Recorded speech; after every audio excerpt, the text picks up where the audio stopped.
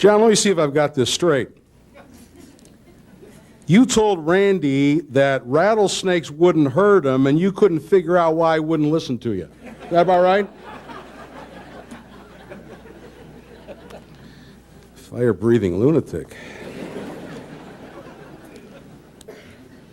I would imagine, never having been one, that pioneers don't mean to be pioneers. They just go out to compete. They go out to play.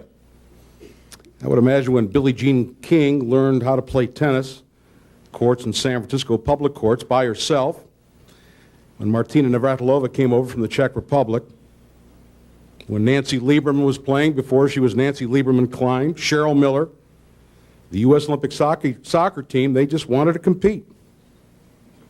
Heroes aren't chosen, it seems to me, they just are. I would imagine this wasn't her choice, but Rebecca Lobo is a pioneer in women's basketball. For many years, she was the biggest name in women's basketball. The National Player of the Year in 1995. The co-captain of the University of Connecticut Lady Huskies national championship team, undefeated, 35-0. She was named the most valuable player in the Final Four that year. She just wanted to compete. But by doing so, and in doing so, she became a pioneer. And what a worthy representative she's become. Now playing for the New York Liberty, she graces our presence to present Pam Weber-Mitchell. It's my distinct honor to present to you Rebecca Lobo.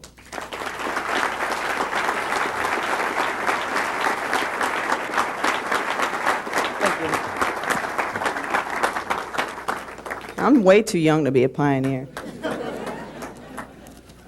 I like looking at these pictures, Pam. I think yours is nice.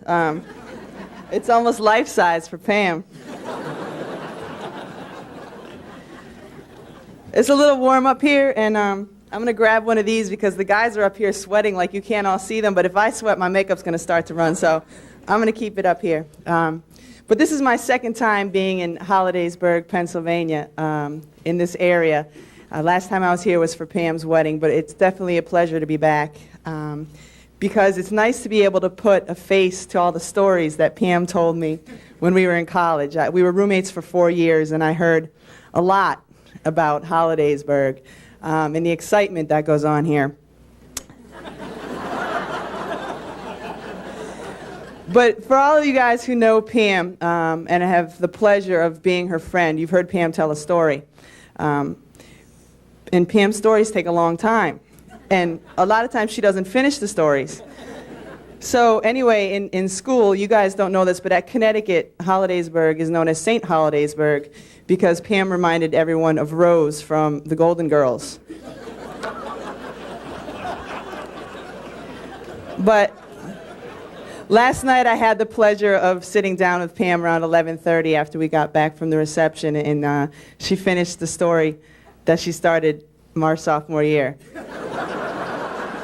And it was well worth the wait. You can read in the program or see a lot about Pam and her basketball career. If you watched the national championship game in 1995, you know about Pam's basketball career. You can read the stats in a program about Pam's career and see that she was the all-time assist leader at Connecticut because she was smart enough to pass to someone besides me. But what you don't see are the things that Pam embodied when she was at Connecticut, which is one of the hardest workers I've ever seen on a basketball court. When we arrived my freshman year, one of the first things we had to do as athletes, we had to go out and run a timed mile so the coaches could see if we had prepared over the summer.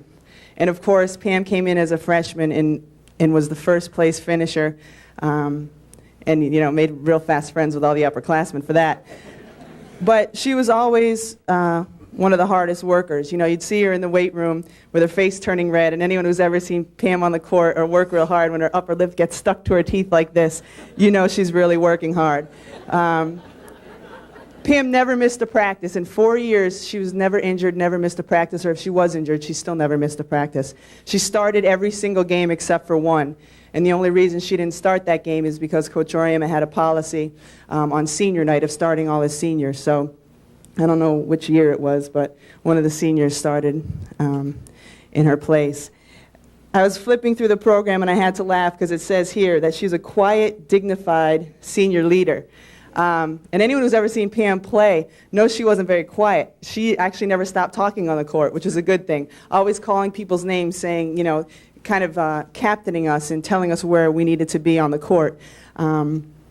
It's funny when it says she's a dignified leader because they didn't see us in practice our freshman year where there's this one drill that Coach Oriam would make us run, especially when he got really upset with us, and it was called a 6-4-6, which just meant we had a certain amount of time to run 6 sprints forward, 4 sprints backwards, 6 sprints forward.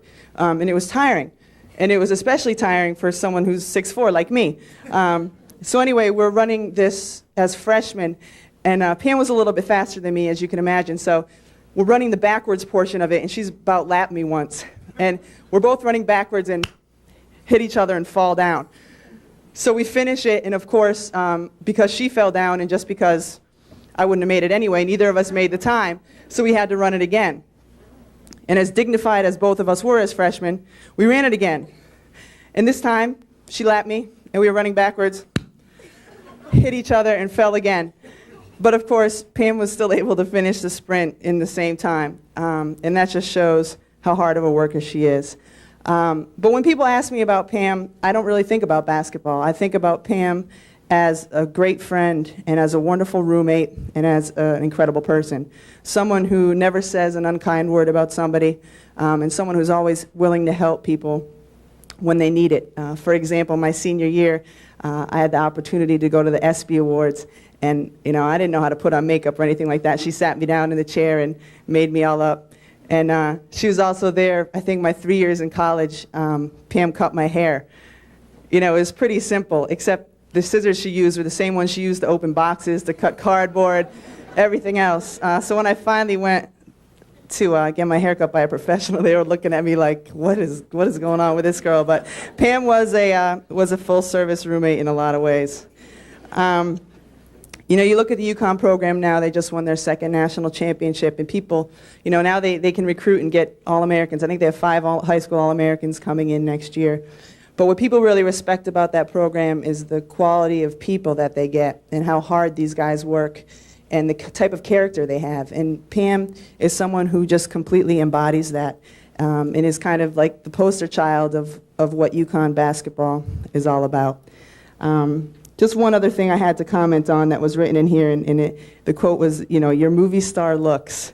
Pam shunned that life. She, our senior year, after we won the national championship, I remember the coaches saying, Pam, there's going to be this new TV show on Saturday mornings called Hang Time. I don't know if any of you guys have seen it.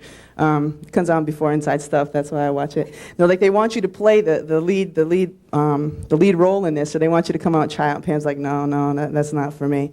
But as anyone who saw at the baseball game today when Pam threw out the first pitch, she definitely wouldn't have been asked to star in a league of their own. As her husband sat there next to me like, oh no, is she going to make it to the plate? And she almost did. But anyway, I'm thrilled to be here and to have a chance to present this to Pam, and I just want you to know that she's been an incredible representative of this part of the state, an incredible representative of Hollidaysburg. And this is the last story I'll tell, just so you know how esteemed Hollidaysburg is up in Storrs, Connecticut. I think it was my junior or senior year. Pam and I were sitting in our room and we got a knock on the door, and these 2 guys came in and they were from some fraternity, and they're like, Pam, we're here, and as part of a pledge, we're on a scavenger hunt, and one of the things we need is a pair of your underwear. And Pam, being the proud person from Hollidaysburg that she is, gave them a pair of her Hollidaysburg boxer shorts that said Hburg on the back. So Hollidaysburg right now is still very well represented in some fraternity up at the University of Connecticut. It's my honor, my privilege to present Pam Weber with the honor of induction into the Blair County Sports Hall of Fame.